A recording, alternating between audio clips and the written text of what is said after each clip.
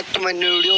Okay, ಈ ಒಂದು video ಯಾರಿಗಪ್ಪ ಅಂತಂದ್ರೆ KCT ಫಸ್ಟ್ ರೌಂಡ್ ಅಥವಾ KCT ಅಂಡ್ ನೀಟ್ ಎರಡು ಕೂಡ ಯಾರೆಲ್ಲ ಫಸ್ಟ್ ರೌಂಡ್ ರಿಯಲ್ ಅಲಾಟ್ಮೆಂಟ್ ಅಲ್ಲಿ ಸೀಟ್ ಸಿಕ್ಕಿಲ್ಲ ನೋಡ್ರಿ ಅವ್ರಿಗೆ ಆಗಿರ್ತದ. ಸೊ ಎಷ್ಟೋ ಜನ ಕೇಳ್ತಿದ್ರಿ, ಸೊ ಯಾರೆಲ್ಲ ಬ್ರದರ್ ಸೀಟ್ ಸಿಕ್ಕಿಲ್ಲ ಅವ್ರಿಗೊಂದು ವಿಡಿಯೋ ಮಾಡಿ ಅಂತಂದು, ಸೊ ಹಂಗಾಗ್ಬಿಟ್ಟು ವಿಡಿಯೋ ಮಾಡ್ತಿದ್ದೀನಿ. ಯಾರು ಕೂಡ ಸ್ಕಿಪ್ ಮಾಡ್ಕೋಬೇಡಿ. ಸರಿ, ವಿಷಯ ಏನಪ್ಪ ಅಂತಂದ್ರೆ UGCET 2024 KCT, okay, UGCET and UGNET ಎರಡು ಕೂಡ 2024 ಫಸ್ಟ್ ರೌಂಡ್ ಅಲಾಟ್ಮೆಂಟ್ ಅಲ್ಲಿ ಸೀಟ್ ಸಿಕ್ಕಿಲ್ಲ. ಓಕೆ, ರೀಸನ್ ಬಂದ್ಬಿಟ್ಟು ನಿಮ್ಗೆ ಗೊತ್ತಿರುತ್ತೆ ಏನಕ್ಕೆ ಸಿಕ್ಕಿರಲ್ಲ ಅಂತಂದು. ಏನಕ್ಕಂತಂದ್ರೆ ನೀವು ಜಾಸ್ತಿ ಆಪ್ಷನ್ ಎಂಟ್ರಿನೇ ಹಾಡ್ ಮಾಡಿರಲ್ಲ. ಓಕೆ, ನಾವು ಫಸ್ಟ್ ಡೇ ಇಂದನೂ ಕೂಡ ಹೇಳ್ತಿದ್ದೆ ಜಾಸ್ತಿ ಆಪ್ಷನ್ ಎಂಟ್ರಿ ಆಡ್ ಮಾಡಿ ಅಂತಂದು. ಆದ್ರೂ ಕೂಡ ಓಕೆ, ಸೆಕೆಂಡ್ ಮಾಕ್ ಅಲಾಟ್ಮೆಂಟ್ ಎಷ್ಟೋ ಸ್ಟೂಡೆಂಟ್ಸ್ಗೆ ಸೀಟ್ ಸಿಕ್ಕಿದೆ. ಓಕೆ, ಫಸ್ಟ್ ಮಾಕ್ ಅಲಾಟ್ಮೆಂಟ್ ಅಲ್ಲೂ ಕೂಡ ಸಿಕ್ಕಿದೆ, ಸೆಕೆಂಡ್ ಮಾಕ್ ಅಲಾಟ್ಮೆಂಟ್ ಅಲ್ಲೂ ಕೂಡ ಸಿಕ್ಕಿದೆ. ಬಟ್ ಇವಾಗ ರಿಯಲ್ ಅಲಾಟ್ಮೆಂಟ್ ಅಲ್ಲಿ ಎಷ್ಟೋ ಜನ ಸೀಟ್ ಸಿಕ್ಕಿಲ್ಲ.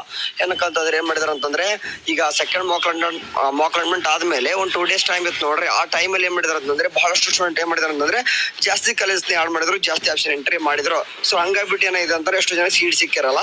ಸೊ ನೀವು ಭಯ ಪಡಬೇಡಿ. ಓಕೆ, ಭಯ ಪಡಕ್ ಹೋಗ್ಬೇಡಿ. ಯಾಕಂದ್ರೆ ಇದು ಫಸ್ಟ್ ರೌಂಡ್. ಈಗ ಇನ್ನೂ ಕೂಡ ಸೆಕೆಂಡ್ ರೌಂಡ್ ಇದೆ, ಸೆಕೆಂಡ್ ಎಕ್ಸ್ಟೆಂಡೆಡ್ ರೌಂಡ್ ಇದೆ.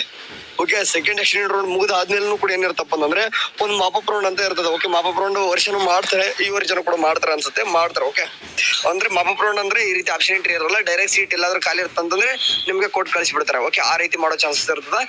ನೋಡೋಣ ಮಾಪಪ್ ರೌಂಡ್ ಯಾವ ರೀತಿ ಮಾಡ್ತಾರೋ ಮುಂದೆ ಬಿಟ್ಟರೆ ಹೇಳ್ತೇನೆ. ಈ ಸದ್ಯಕ್ಕೆ ಏನಪ್ಪ ಅಂದ್ರೆ second round, second extend round. Okay, ಕೆಲವೊಂದಿಷ್ಟು ಸ್ಟೂಡೆಂಟ್ಸ್ ಕೇಳ್ತಿದ್ರಿ, ಅಣ್ಣ ನಮ್ಗೆ ಸೀಟ್ ಸಿಕ್ಕಿಲ್ಲ ಅಲ್ವಾ, ಈಗ ಏನ್ ಮಾಡ್ಬೇಕು, ಸೆಕೆಂಡ್ ರೌಂಡ್ಗೆ ಹೋಗ್ಬೇಕಂದ್ರೆ ನಾವು ಯಾವ ರೀತಿ ಪಾರ್ಟಿಸಿಪೇಟ್ ಮಾಡ್ಬೇಕಂತ ಕೇಳಿದ್ರಿ.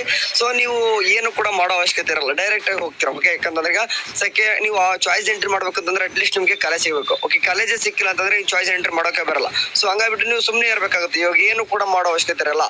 ಅಂಡ್ ಸಮ್ ಸ್ಟೂಡೆಂಟ್ಸ್ ಏನಪ್ಪ ಯಾರೆಲ್ಲ ಈಗ MBBS ಸೀಟ್ ತಗೋಬೇಕಂತ ಇರ್ತಾರೆ ನೋಡ್ರಿ, MBBS ಸೀಟ್ ತಗೋಬೇಕಂತಂದ್ರೆ ನೀವು ಸ್ವಲ್ಪ ವರ್ಕ್ ಮಾಡ್ಬೇಕಾಗುತ್ತೆ ಇಲ್ಲಿ. ಓಕೆ, ಈಗ ಫಾರ್ ಎಕ್ಸಾಂಪಲ್ ಈಗ KCT ಬರುವಂತ ಕೋರ್ಸಸ್ ಯಾವ ಇರ್ತಾವ ನೋಡ್ರಿ, ಈಗ ಇಂಜಿನಿಯರಿಂಗ್ ಆಯ್ತು, BS nursing, agriculture, veterinary, B pharma, PharmD ಮತ್ತೆ ಆಯುಷ್ ಕೋರ್ಸ್ಗಳು ಬಿಟ್ಟು ಈಗ ಮೆಡಿಕಲ್ ಅಲ್ಲಿ ಯಾರೆಲ್ಲ MBBS ಸೀಟ್ ತಗೋಬೇಕಂತ ಇದ್ರು ನೋಡ್ರಿ ನೀಟಲ್ಲಿ. ಸೊ ಅಂತ ಒಂದು ಸ್ಟೂಡೆಂಟ್ಸ್ ಏನ್ ಮಾಡ್ಬೇಕು ಅಂದ್ರೆ ಈಗ ಸೀಟ್ ಸಿಕ್ಲಿ ಬಿಡ್ಲಿ. ಓಕೆ, ಇನ್ ಕೇಸ್ ಚಾಯ್ಸ್ 3 ಕೊಡ್ತೀನಿ ಅಂದ್ರೂ ಕೂಡ ಅಥವಾ ಸೀಟ್ ಸಿಗದೆ ಇದ್ದು ಕೂಡ ನೀವು ನೀಟ್ MBBS ಸೀಟ್ ತಗೊಂತೀನಿ ಅನ್ನೋದಂದ್ರೆ ನೀವು ಕಾಷನ್ ಡಿಪಾಸಿಟ್ ಅಂತ ಮಾಡೋದಿದೆ. ಆನ್ಲೈನ್ ಪೇಮೆಂಟ್ ಮಾಡಬೇಕು, 1 ಲಕ್ಷ ರೂಪಾಯಿ ಡಿಪಾಸಿಟ್ ಮಾಡಬೇಕು.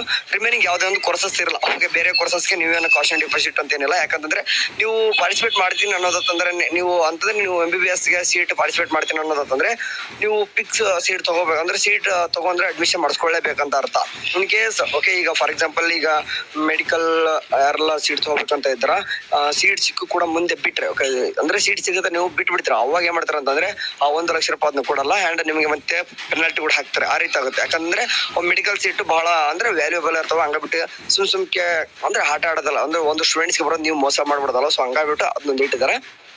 ಅಂಡ್ ಇದಿಷ್ಟು ಕೊನೆದಾಗ ಏನಪ್ಪಾ ಅಂತಂದ್ರೆ ಯಾರೆಲ್ಲ ಸೀಟ್ ಸಿಕ್ಕಿಲ್ಲ ಬೇರೆದವರು ಡೈರೆಕ್ಟ್ ಸೆಕೆಂಡ್ ರೌಂಡ್ ಹೋಗ್ಬೇಕಂದ್ರೆ ನೀವೇನು ಮಾಡೋ ಅವಶ್ಯಕತೆ ಇರಲ್ಲ, ಡೈರೆಕ್ಟ್ ಸೆಕೆಂಡ್ ರೌಂಡ್ಗೆ ಹೋಗ್ತಾರ ಬರೀ. ಓಕೆ, ನೀವು ಅಷ್ಟು ಭಯ ಪಡಬೇಡಿ.